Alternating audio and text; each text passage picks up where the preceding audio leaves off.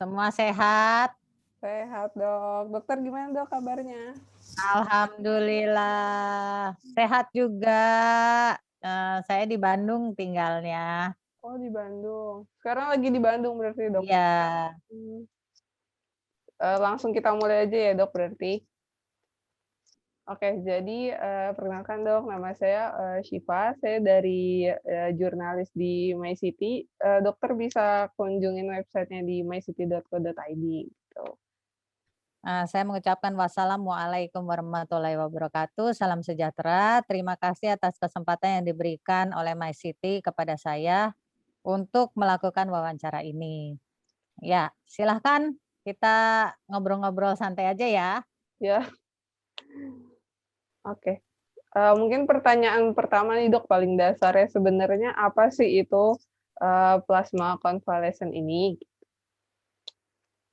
Ya, kalau misalnya plasma konvalesen ya, arti katanya plasma ya plasma darah, ya kan? Darah Mhm. itu terdiri dari 2 bagian, yang padat yaitu sel-sel darah dan yang cair. Yang cair itu adalah disebut plasma darah, ya kan? Mmm. Nah, kemudian kalau konvalesen itu berasal dari kata sembuh. Jadi plasma konvalesen adalah plasma pada saat orang itu sembuh dari penyakit, jadi plasma penyembuhan. Nah, kalau terapinya atau penata laksanaannya digabung menjadi terapi plasma konvalesen atau TPK. Nah, plasma konvalesen ini didapatkan dari orang yang sembuh dari suatu penyakit, misalnya COVID-19. Jadi orang yang sudah sembuh atau penyintas COVID-19 di dalam plasma darahnya ada antibodi atau zat untuk melawan dan membunuh virusnya. Nah, kalau terapi plasma konvalesen memindahkan plasma dari penyintas atau orang yang sembuh COVID-19 kepada orang yang masih sakit, bisa sedang, bisa berat, bisa kritis. Tetapi kita utamakan yang sedang supaya penyakitnya tidak menjadi kritis. Antibodi di dalam plasma konvalesen itulah yang akan membantu kekebalan tubuh penerima untuk melawan dan mengeliminasi virusnya. Jadi kalau istilah awamnya booster antibodi lah atau antibodi instan. Kita ditransfusi plasma, kita langsung dapat antibodi terhadap SARS-CoV-2 gitu. Oke. Terus kan tadi, katanya untuk Covid ya, Dok. Nah, terus kan kalau sekarang ini kan Covid ini, variannya macam-macam ya. Nah, terus, terapi ini tuh seberapa efektif sih, Dok? Apakah bisa kayak, dia menyembuhkan, bukan menyembuhkan ya, untuk terapinya ini bisa, untuk semua varian Covid atau gimana, Dok? Practically yes. Mmm. Karena apa ya? Karena dalam penyakit, virus SARS-CoV-2 ini atau COVID ini, sebesar 85% dari 100% populasi itu akan sembuh dengan kekebalan tubuh mereka sendiri. Mmm. Sebesar 15% dari seluruh populasi itu akan mengalami gejala berat, yaitu sekitar 10% dan 5% itu gejala kritis, ya kan? Nah, tetapi ada populasi tertentu yang disebut populasi dengan komorbid atau penyakit penyerta, itu yang memang rentan dan dari gejala sedang bisa menjadi gejala berat, Mmm. ya kan? Itu yang pertama. Yang kedua, dengan berjalannya waktu, setiap orang itu yang terpapar dengan virus itu akan mengalami pemaparan dengan virus yang makin lama makin ke sini kan variannya. Kemarin mulai dari awal kemudian sampai ke Delta, Delta plus, kemudian ada lagi Lambda gitu ya. Varian ini bukan merupakan virus yang berbeda. Satu virus, tapi kalau kita lihat itu seperti saudara misalnya. Dalam satu keluarga nih, ya kan, ada satu keluarga ada anaknya 5 gitu, mirip-mirip semua atau kembar 5 aja, kembar 5 tapi ada yang matanya beda, ada yang hidungnya beda atau segala macam. Jadi virusnya satu tapi dia udah ada varian-varian yaitu perubahan materi genetik pada beberapa daerahnya. Dan memang itu merupakan perubahan yang sering pada virus RNA ya. Virus RNA itu memang dia cenderung lebih sering mengalami mutasi dibandingkan virus DNA. Nah, tetapi dengan berjalannya waktu orang yang sembuh dari berbagai varian itu kan semakin banyak. 85% dari populasi. Jadi plasma itu update gitu loh Asi atau Siva ya. Plasma itu update ya. Makin ke sini ya tetap plasma yang dihasilkan oleh penyintas itu terutama mengandung antibodi terhadap virus yang menyerang dia gitu loh. Kalau kita teliti lebih jauh, mungkin di dalam plasma itu ada yang mengandung antibodi terhadap varian Delta atau Delta plus atau Lambda. Atau ya yang terakhir Lambda ya kalau nggak salah ya. Nah, ya jadi itu seiring dengan perjalanan waktu, maka antibodi yang dihasilkan penyintas itu juga akan update seiring mengikuti perkembangan virusnya. Begitu. Itu. Jadi kalau ditanyakan apakah efektif? Efektif karena apa? Karena pada infeksi dengan virus itu yang masuk adalah the whole virus atau seluruh virus. Ada yang virus itu mengandung antigen spike atau tentacle, ada antigen N, antigen E atau antigen M. Dan semua di dalam tubuh kita tuh ada membentuk antibodi terhadap semua partikel virus. Itulah yang namanya polyclonal antibody. Nah, jadi kalau misalnya semakin dengan berjalannya waktu, maka antibodi yang dihasilkan oleh para penyintas juga mengikuti perkembangan virus. Nah, jadi dapat kita katakan memang efektif gitu. Jadi tidak usah. Enggak, halo? Ya. Nah, tadi sempat hilang dok suaranya. Iya betul. Jadi antibodi yang dihasilkan para penyintas itu akan sesuai dengan varian-varian yang menyerangnya. Jadi kalau misalnya sampai sekarang sudah dilihat katanya 80% adalah varian Delta kan? Ya udah berarti antibodi yang dihasilkan oleh 85% penyintas itu adalah antibodi terhadap varian Delta. Jadi terus mengikuti gitu. Oke. Virus yang dominan apa dan antibodi yang dominan juga apa. Oke.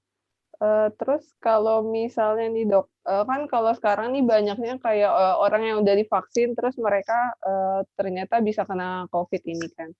Nah terus untuk yang orang sudah vaksin terus tapi sudah COVID terus lalu sembuh, nah dia tuh apa iya dok nggak bisa menjadi pendonor plasma ini? Gitu. Bisa. Bisa. Karena yang kita ambil adalah antibodi dari pasien yang penyintas. Jadi pasien penyintas COVID atau pasien yang sembuh dari COVID dan pasien yang sembuh dari COVID dan telah divaksin itu merupakan calon donor yang potensial. Asalkan pengambilannya itu kalau misalnya sesuai dengan aturannya ya, itu adalah 6 minggu setelah vaksin kedua. Jadi bukan berarti kalau penyintas dan sudah divaksin tidak bisa menjadi donor. Salah. Penyintas yang divaksin dapat menjadi donor dengan kisaran waktu 6 minggu setelah vaksin kedua. Atau misalnya udah divaksin kemudian kena COVID gitu kan. Nah, kenanya kan memang kena oleh virus SARS-CoV-2 kan. Yaitu berarti kalau misalnya dia antibodi yang memadai setelah hasil PCR-nya negatif atau 14 hari bebas gejala dan dinyatakan sembuh oleh dokter, itu bisa menjadi donor plasma sepanjang kadar antibodinya memadai. Jadi jangan khawatir. Saya kalau udah penyintas terus divaksin saya nggak bisa donor plasma, bisa, tapi waktunya 6 minggu setelah vaksin kedua. Jangan sampai saya udah divaksin nih, baru vaksin pertama udah datang ke PMI terus marah-marah di sana nggak boleh jadi donor. Kenapa saya nggak boleh jadi donor? Saya penyintas dan divaksin. Bukan nggak boleh, tapi aturannya 6 minggu setelah vaksin yang kedua. Ya, seperti itu. Iya. Terus kalau untuk persyaratannya menjadi pendonor ini sebenarnya apa aja dok? Nah, persyaratannya menjadi pendonor ini yang wajib diketahui oleh masyarakat awam adalah yang pertama dia harus ada bukti bahwa dia itu memang pernah sakit COVID. Jadi dalam hal ini PCR-nya positif. Nah, yang kedua itu dia harus betul-betul sembuh dari COVID. Nah, di sini kan ada perbedaan definisi. Ada yang maksudnya sembuhnya kalau misalnya gejala berat atau gejala sedang ke berat itu dengan PCR negatif kan. Ada juga yang kalau gejala ringan atau ringan ke sedang itu 14 hari bebas gejala dan dinyatakan sembuh oleh dokter. Ya kan? Keduanya bisa menjadi donor, jangan khawatir. Yang penting kalau misalnya tidak ada hasil PCR negatif, itu ada surat misalnya ada rapid antigen negatif ataupun disertai dengan surat keterangan dari dokter yang merawat bahwa dia sudah 14 hari bebas dari gejala dan sudah dinyatakan sembuh.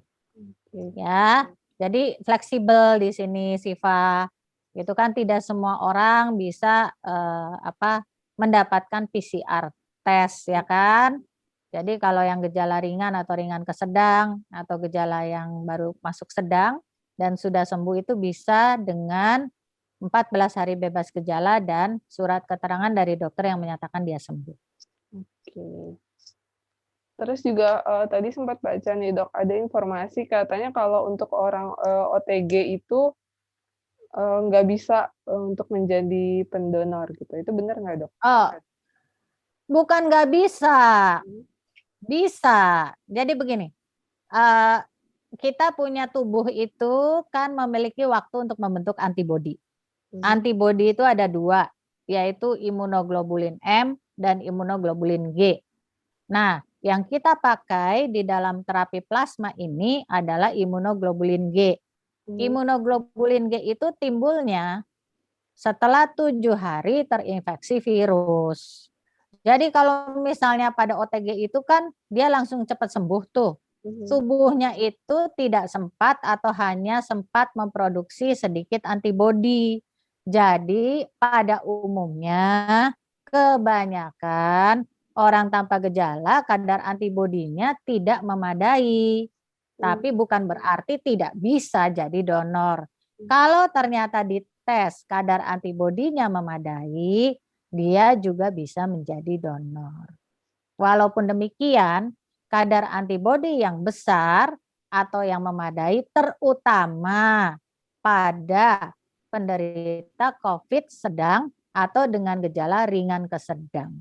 Jadi gejala sedang inilah yang merupakan calon donor potensial bagi plasma.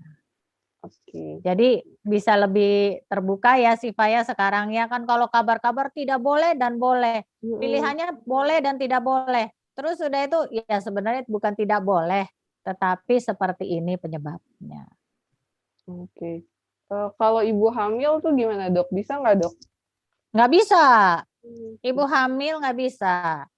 Nah, ini yang banyak sekali pertanyaan dan pertanyaannya selalu diajukannya sama. Kenapa kalau misalnya orang yang sudah pernah hamil, pernah keguguran, kemudian pernah melahirkan itu tidak boleh atau tidak diperbolehkan atau bukan merupakan prioritas untuk donor plasma.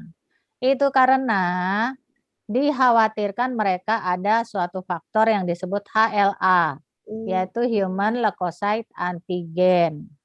Ya kan? Jadi faktor inilah yang diduga berhubungan dengan reaksi alergi paru-paru berat.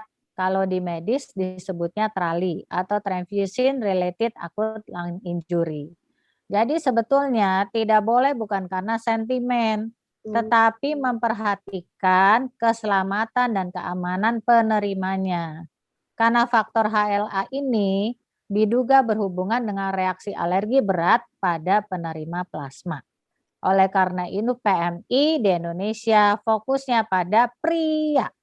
Gitu. Atau prioritas kedua adalah wanita yang single, belum pernah keguguran, belum pernah hamil dan belum pernah melahirkan. Itu walaupun kayak dia melahirkannya udah beberapa tahun yang lalu gitu juga, bukan prioritas berarti ya, Dok? Iya, bukan prioritas, gitu. Oke. Seperti itu. Selain, ibu hamil ada nggak sih, Dok, golongan-golongan atau kelompok yang, nggak diprioritaskan untuk jadi pendonor? Nah, syarat pendonor juga yang ada di PMI adalah donor 18 sampai 60 tahun, ya kan? Kemudian tidak punya penyakit komorbid. Jadi donor yang punya penyakit kencing manis, donor yang punya penyakit hipertensi, donor yang merupakan punya penyakit keganasan, dan berbagai penyakit komorbid tidak diperkenankan menjadi donor, baik itu donor plasma maupun donor darah biasa. Jadi donor plasma itu sebenarnya prosesnya seperti donor darah. Pemberian plasma itu sebetulnya persis seperti transfusi darah biasa. Cuma ini transfusi komponen darah. Jadi nggak ada itu yang namanya belum pernah atau belum bisa atau belum biasa. Di setiap pusat kesehatan atau rumah sakit itu bisa melakukan terapi plasma sebetulnya. Karena terapi plasma atau transfusi plasma itu sudah dilakukan sejak zaman dulu sampai sekarang. Di sini kekhususannya adalah plasma yang mengandung antibodi terhadap SARS-CoV-2. Begitu. Oke. Terus apa ya tadi? Oh iya, kalau, untuk sejauh ini gitu, Dok, di Indonesia terapi, untuk plasma ini gimana sih? Wah, udah banyak nih. Mmm, Apalagi kan memang saya bawa terapi plasma ini kan sejak Maret 2020. Tetapi pada saat Desember itu udah mulai ada banyak apa ya, banyak gerakan-gerakan yang mendukung terapi plasma ini. Dan akhirnya lahir pada tanggal 18 Januari 2021 pencanangan gerakan donor plasma konvalesen nasional yang sangat disupport oleh Pak Doni Monardo saat itu sebagai Ketua BNPB, kemudian diresmikan oleh Wakil Presiden Bapak Ma'ruf Amin, kemudian juga didukung oleh Ketua Umum PMI Bapak Yusuf Kala, ada juga oleh Menko PMA Bapak Muhajir, dan ada perwakilan juga dari Kemenkes, dari Kemenristek, waktu itu Prof Bambang juga ada. Nah, sejak diadakannya gerakan donor ini, maka mulailah jumlah pendonor itu meningkat. Dan sampai saat ini sudah 46.000 kantong plasma yang didistribusikan oleh PMI ke seluruh daerah Indonesia. Jadi sudah sangat berbeda sekali sejak pertama kali saya bawa, semua itu sudah relatif pernah dengar ya terapi plasma gitu. mhm.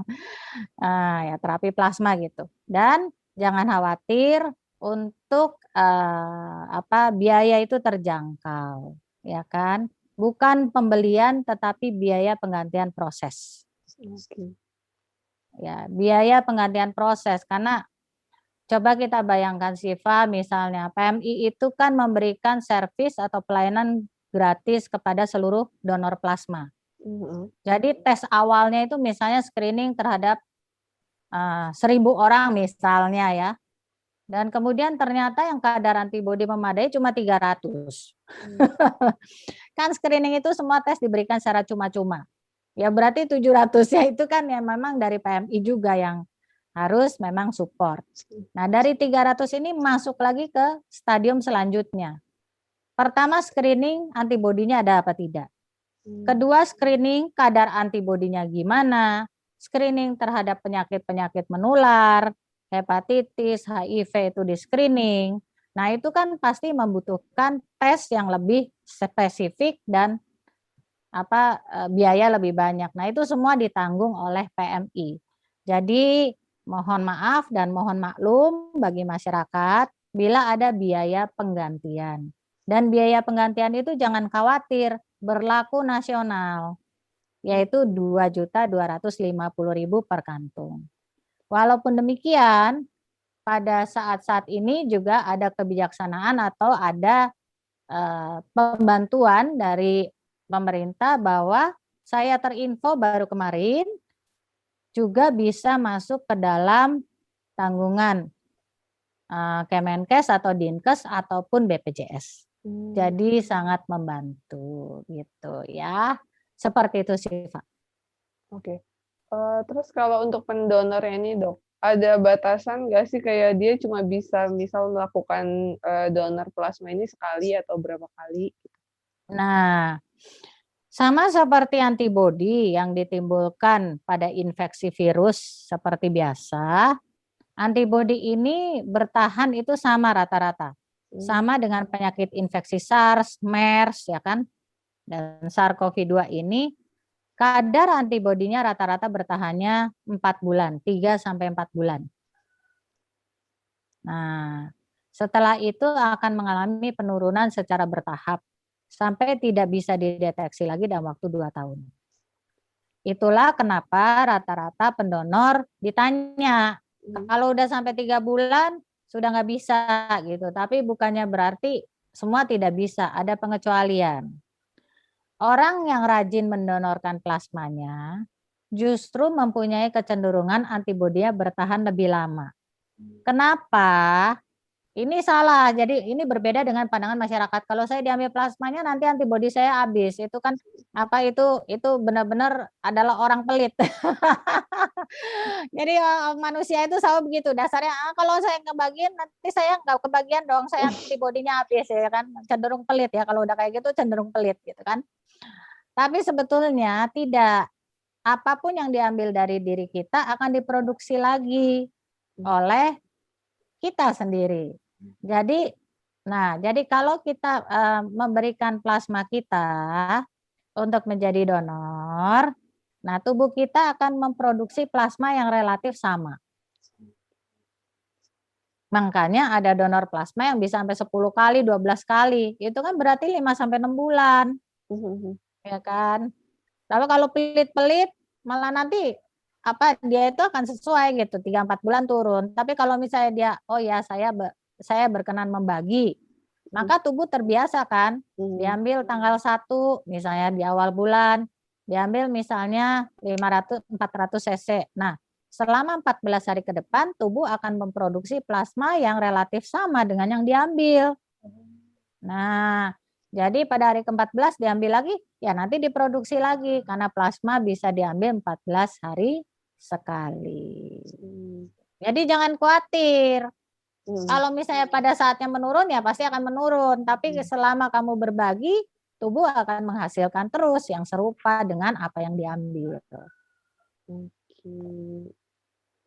Berarti tadi paling lama, antibodinya ini sampai berapa bulan tuh, Dok? 3 sampai 4 bulan. Kalau yang paling lama bisa sampai setengah tahun. Tetapi ada juga seperti ini. Kalau kekebalan kita tuh ada 2.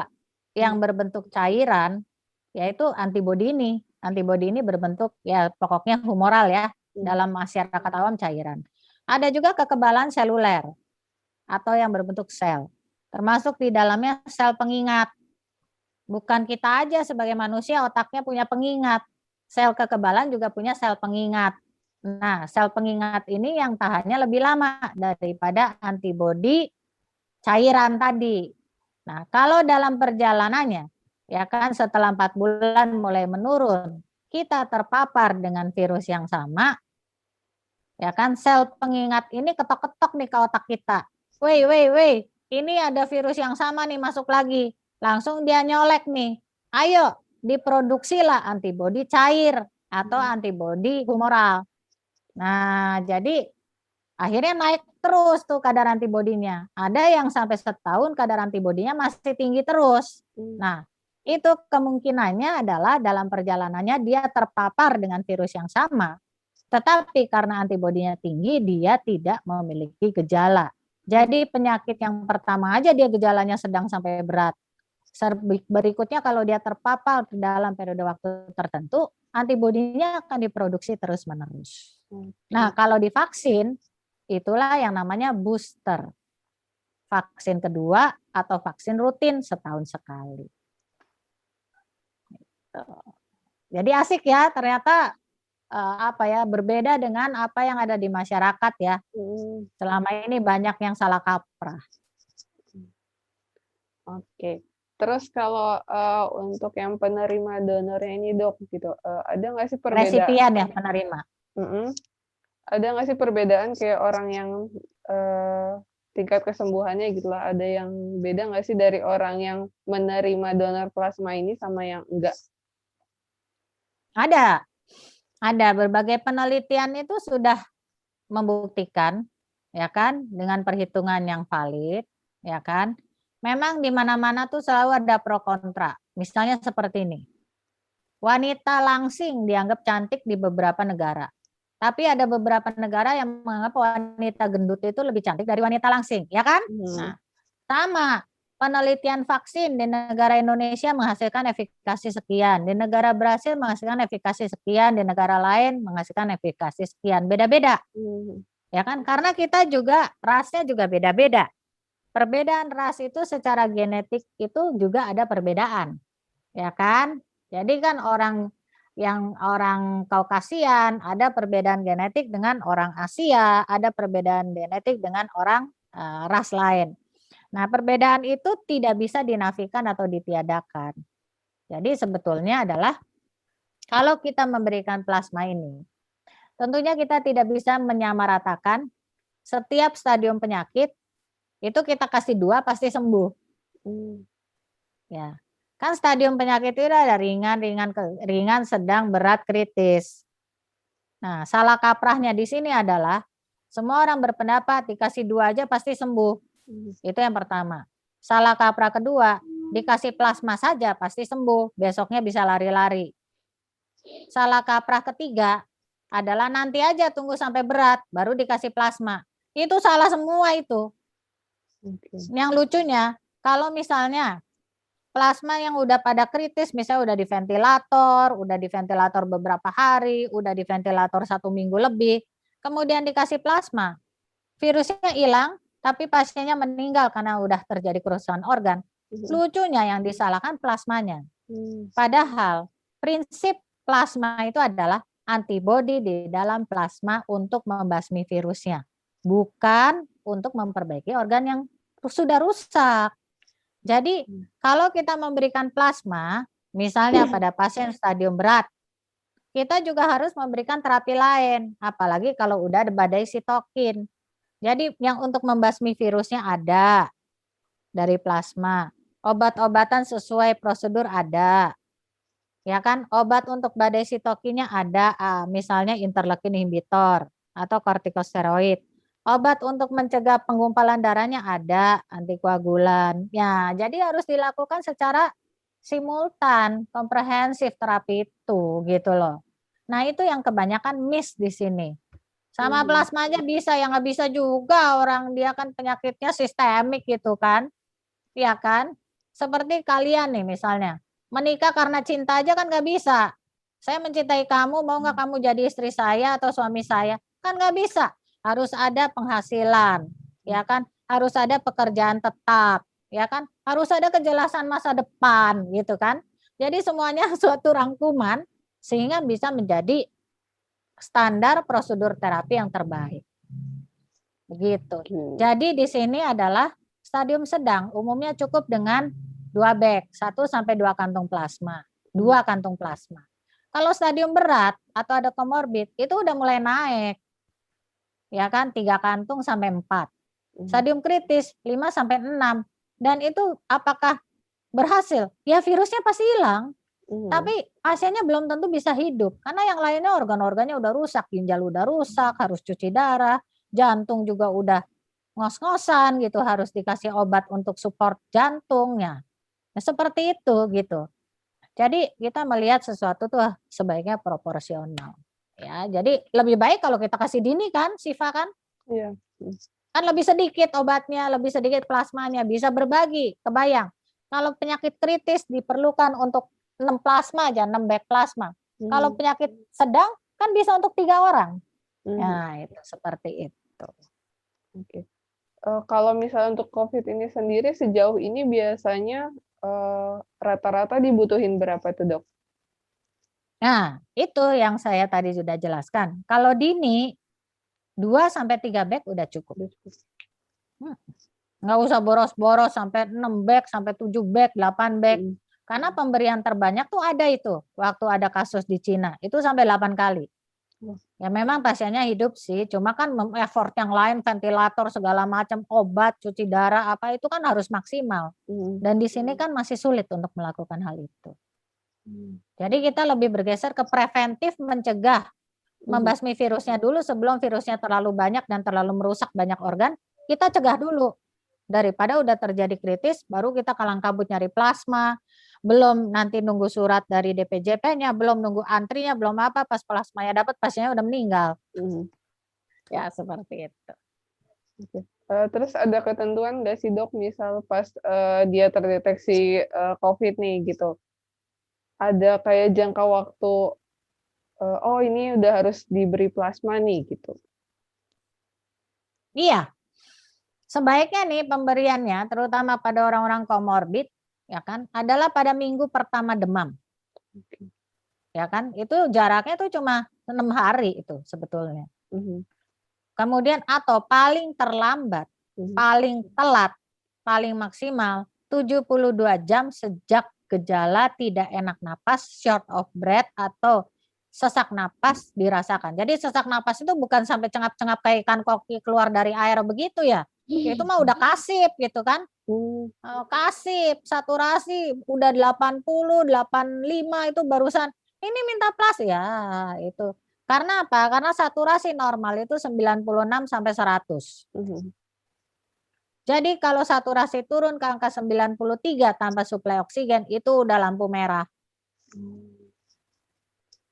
Lampu merah. Karena yang akan rusak terlebih dahulu karena kekurangan oksigen itu adalah organ-organ dengan pembuluh darah yang rambut yang tipis banget. Ya kan? Dan sensitif terhadap kekurangan oksigen. Ya, termasuk otak, termasuk jantung, termasuk ginjal.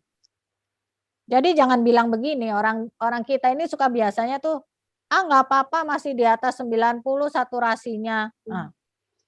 Saturasi mulai turun ke 88, nggak apa-apa masih di atas 85 saturasinya gitu. Nanti turun lagi ke 80, nggak apa-apa masih belum 70, tahu-tahu udah itu terlambat, meninggal pada saat sampai ke UGD. Nah udah itu ribut. Ini yang apa ini meninggal karena lama lah inilah itulah, yang nggak bisa juga, orang kita kan tenaga kesehatan juga kan apa ya, menerima permohonan tuh banyak banget kan, overwhelming. Jadi harap bagi masyarakat masyarakat awam tuh lebih waspada. Jadi nggak mungkin kita menggantungkan, maksudnya wah pemerintah harus kerja keras, kitanya juga tidak ada usaha, enggak. Ini semua harus kerjasama. Tidak boleh ada ego profesi, tidak boleh merasa satu lebih baik dari yang lain, tapi kita bersama-sama. Kalau kita bersama-sama, baru kita bisa keluar dari pandemi ini. Terus kalau untuk dari terapi plasma ini dok, sebenarnya kayak kuncinya ini sebenarnya apa sih terapi plasma? 3. Pertama tuh dosis. Kedua itu adalah kadar antibodi yang memadai. Ketiga, dan yang the most important thing is timing. Saat kalian memberikannya. Itu. Oke. Lalu kalau untuk harapan dokter sendiri nih tentang terapi plasma di Indonesia gimana? Sebetulnya ini untuk semuanya ya. Yang pertama tuh pesan saya tuh selalu sama. Waspada boleh, panik jangan, cuek juga jangan. Jangan ada kejadian kayak susu beruang kemarin. Jangan ada kejadian nanti dibilang obat ini terus minum obat sembarangan. Jangan dibilang obat A bisa menyembuhkan COVID langsung minum seember. Obat B bisa menyembuhkan COVID langsung minum seember. Obat C ya kan nanti dibilang lagi bisa menyembuhkan COVID. Jangan-jangan sangklin kalau dibilang menyembuhkan COVID diminum juga sangklinnya gitu kan. Karena yang harus kita ketahui adalah penggunaan obat yang tidak sesuai dengan resep atau ketentuan, justru itu bisa menyebabkan virusnya itu lebih apa ya? Oh ini kok obatnya kayak gini. Jadi si virus bilang saya mutasi aja. Untuk menghindari penggunaan obat ya, zat kimia yang masuk kan berlebihan kan. Wah ini saya harus mutasi nih. supaya saya bisa tetap menghindari ini itu. Ya, salah satu faktor yang bisa mempercepat mutasi dari virus adalah ya kemungkinannya adalah salah satunya penggunaan obat yang gila-gilaan dan tidak sesuai dengan ketentuan atau resep dokter. Makanya selalu dibilang sesuai dengan resep dokter, sesuai dengan anjuran penggunaan. Sama seperti bakteri, kalau kita ada infeksi tenggorokan disebabkan oleh bakteri, kan antibiotikanya harus habis dalam 5 hari misalnya. Ya kan? Dengan dosis misalnya 3 kali 500 ya kan, 3 kali 1 tablet. Ya jangan seperti ini, baru 2 hari ngerasa enakan udah enggak diminum lagi. Kan seringnya kayak gitu ya Siva ya. Atau misalnya diminumnya dokter nyuruhnya 3 kali supaya sembuh, saya minumnya 10 kali gitu kan. Waduh itu kan. Jadi terutama yang acak-acakan gitu ya. Minum dalam jumlah besar misalnya disuruh 3 kali kemudian jadi 10 kali terus 2 hari udahan. Nah, itu si bakteri itu bisa lebih kebal terhadap obat tersebut. Itu kan. Itu. Jadi tolong semuanya sesuai anjuran dan resep dokter. Itu yang pertama, dan kedua jangan bikin resep sendiri. Dokter itu sekolahnya lama, tahunan gitu kan. Jadi tentunya dia ada pertimbangan-pertimbangan sendiri yang menyebabkan dia memberikan resep seperti ini, seperti itu. Jangan seperti saya minta ini kopian resep dokter terus saya beli sendiri ngobatin diri sendiri. Nanti kalau misalnya sudah parah baru ke dokter. Nanti nggak sembuh yang disalahkan dokternya. Nah, itu kan lucu. Ya kan gitu kan. Jadi mohon ya sesuai dengan aturan atau resep dokter, konsultasi ya sesuai dengan aturan yang berlaku. Itu dari saya. Oke, siap. Oh ya, ini pertanyaan tambahan kali ya, Dok. Kalau Boleh untuk sok aja monggo. Saya bebas, fleksibel. Enggak gini ya. Dan tidak usah takut karena misalnya waduh nanti dokter Monik misalnya harus bayar lah, dokter Monik nanti ini ada waktu ya, enggak. Saya memang sudah berprinsip sejak saya bawa terapi plasma ini terutama untuk kegiatan sosial, kemudian sesama tenaga medis ataupun organisasi masyarakat yang untuk menyebarkan edukasi itu saya ikhlas aja melakukannya, jadi nggak usah khawatir. Ya, gimana? Kalau misal jadi, sebenarnya tempat-tempat di mana aja Dok yang, buka untuk terapi plasma ini gitu? Rumah Kalau orang yang sakit. pengen. Jadi jangan bilang gini, saya mau terapi plasma untuk awet muda, ya bisa sih, itu misalnya AA-PRP atau platelet rich plasma itu kan lagi hip ya. Tapi untuk terapi plasma ini harus dilakukan di rumah sakit pada saat ini. Jadi tidak bisa nih, ada nih yang telepon nih, WA atau telepon ke saya nih puluhan kali, ada puluhan WA apa gitu. Misalnya tanya, "Dok, saya pesan plasma," kesannya kayak di Tokped ya. "Min, saya pesan plasma," gitu ya. Oh, untung saya nggak jawab. Itu ada loh WA yang masuk kayak gitu. "Min, selamat pagi. Saya mau pesan plasma, Min," gitu kan. Terus untung saya nggak jawabnya gini, "Mau plasma rasa apa? Rasa stroberi atau rasa durian? Toppingnya apa, Sis?" Kan, gitu kan. Nah, toppingnya mau meses kah, kacang kah? Enggak gitu. Saya akan langsung bilang, "Maaf, bukan ke saya. Kalau plasma itu nyarinya ke PMI," gitu ya. Ya, jadi jadi harus ditentukan ini adalah alur ya. Saya tambahkan juga ya Siva ya. Jadi alur untuk mendapatkan terapi plasma selain dari rumah sakit, udah dirawat di rumah sakit. Ya kan? Kemudian DPJP atau dokter penanggung jawab atau dokter yang merawat itulah yang membuat surat permohonan plasma ke PMI. Surat itu dimasukkan ke PMI, masuk di dalam antrian dan koordinasi dengan PMI untuk mengambil plasmanya. Jadi bukan ke saya. Ke saya bukan Dokter Monik saya minta tolong. Dan ada satu lagi ini. Kita ini jangan terbiasa cari shortcut ya. Yang pertama itu shortcut dan menggunakan uang. Itu sangat-sangat sangat-sangat saya sayangkan gitu. Karena selalu ada antrian, ya kan? Dan kalau kita pengen melangkahi antrian itu kita berarti egois dan tidak memikirkan. Orang lain yang sudah ngantri juga mungkin sama menderitanya seperti kita. Ya kan? Banyak sekali WA masuk ke saya. "Dokter, saya mau bayar." Nggak bisa, saya bilang. Mohon maaf tidak bisa karena tidak ada permainan uang di sini. Ini sesuai antrian saja, saya akan tunjukkan caranya bagaimana. Bahkan ada yang marah-marah kalau dikasih tahu begitu. Dokter nggak mau nolong, bukannya tidak mau menolong. Karena kita juga harus berempati kepada sesama. Sama juga kalau kita pakai masker. Jangan kalau udah sembuh dari COVID gagah-gagahan. Tidak usah pakai masker. Buktinya nggak apa-apa kok, sembuh sendiri. Iya sih memang. Tapi kita pakai masker itu bukan untuk diri kita, tapi kita melindungi orang lain yang kemungkinan punya komorbid tanpa dia tahu. Dan kalau tertular virus ini bisa jadi jelek.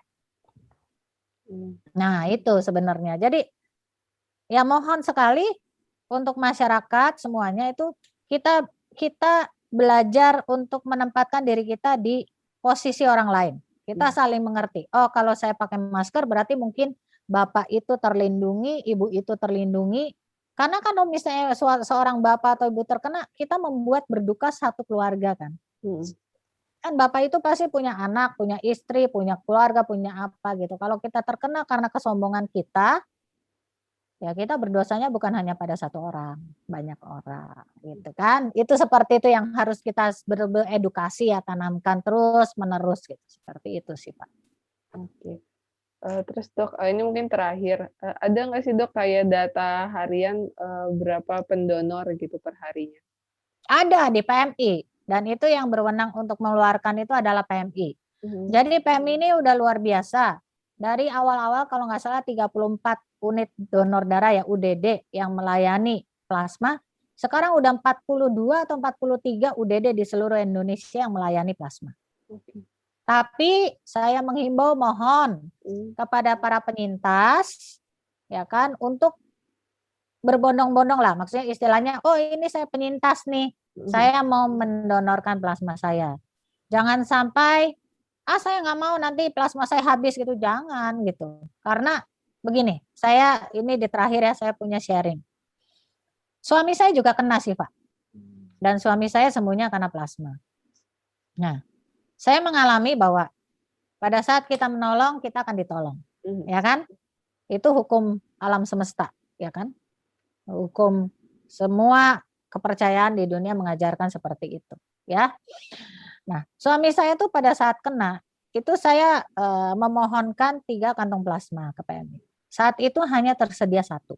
Karena jangan dipikir, saya ini inisiator terapi plasma Indonesia, terus bisa langsung, oh PMI saya minta ini dong terus ada. Tidak, semua sesuai alur. Dokter yang merawat suami saya membuat surat permohonan plasma itu dimasukkan ke PMI dan dilihat apakah ada apa tidak plasmanya di sana. Kebetulan saat ini dari PMI Bandung saya berterima kasih kepada Dokter Uke itu ada 1. Walaupun demikian saya sebagai manusia masih gundah gulana karena butuhnya 3. Gimana kalau nggak dapat gitu kan? Nah, pada saat itulah saya merasakan kekuasaan Tuhan, ya kan? Karena tiba-tiba dari PMI Cirebon, Dokter Suwanta memberikan kabar. Dok Mo, ini ada 2. Kok bisa ada 2? Karena waktu itu golongan darah O kan masih jarang banget kan. Karena yang kena itu masih sedikit, ya kan.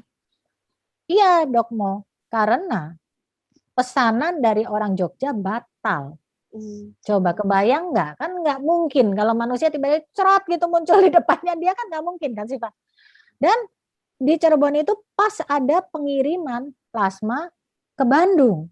Jadi 2 plasma itu dipeclokin lah ke pengiriman itu. Dan that's not kebetulan kalau menurut saya. Itu adalah berkat. Itu adalah rezeki dari Allah, ya kan? Jadi saya selalu menganjurkan kepada semuanya, menolonglah. Karena pada saatnya kamu akan ditolong. Kamu tidak akan tahu saat itu kapan. Tetapi berbuat baik. Demikian dari saya sih Pak. Mohon maaf kalau panjang. Enggak, makasih loh. Dokter makasih banyak ya. Itu tadi mungkin Sama-sama. yang terakhir gitu. Semoga dokter dan keluarga diberi kesehatan. Amin. Ya, oke. Terima kasih banyak dokter atas waktunya. Sama, saya juga mohon pamit. Wassalamualaikum warahmatullahi wabarakatuh. Terima kasih atas kesempatannya Siva. Salam sehat dan semangat.